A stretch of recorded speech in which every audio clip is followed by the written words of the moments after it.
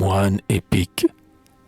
On eût dit qu'il sortait d'un désert de sommeil, où, face à face, avec les gloires du soleil, sur les pitons brûlés et les rochers austères, s'endort la majesté des lions solitaires. Ce moine était géant, sauvage et solennel. Son corps semblait bâti pour une œuvre éternelle. Son visage, planté de poils et de cheveux, tardait tout l'infini par les trous de ses yeux. 80 ans chargeaient ses épaules tannées, et son pas sonnait ferme à travers les années. Son dos monumental se carrait dans son froc, avec les angles lourds et farouches d'un roc. Ses pieds semblaient broyer des choses abattues, et ses mains agrippaient des socles de statues, comme si le Christ Dieu l'eût forgé tout en fer, pour écraser sous lui les rages de l'enfer.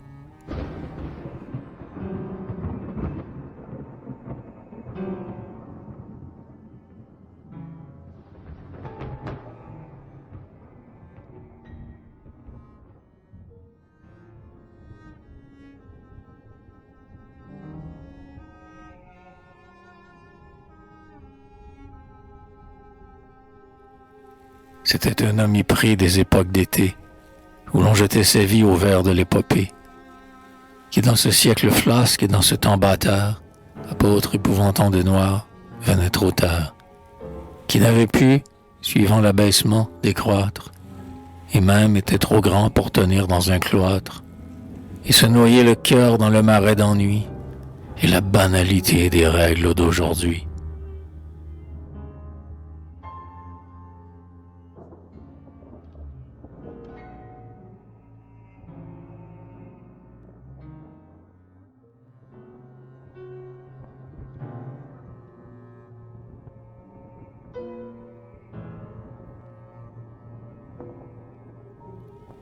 Il lui fallait le feu des grands sites sauvages, les rocs torsionnés de nocturnes ravages, le ciel torride le désert et l'air des monts, et la tentation en rute des vieux démons.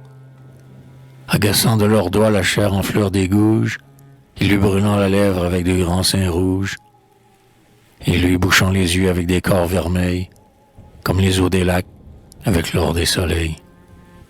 On se l'imaginait, au fond des solitudes, marmorisé dans la raideur des attitudes, l'esprit durci, le cœur blême de chasteté, et seul toujours avec l'immensité. On le voyait marcher au long des mers sonnantes, au long des bois rêveurs et des mares stagnantes, avec des gestes fous de voyants surhumains, et s'en venir ainsi vers le monde romain. N'ayant rien qu'une croix, taillée au cœur des chênes, mais la bouche clamant les ruines prochaines, mais fixe les regards, mais énorme les yeux, barbare illuminé qui vient tuer les dieux.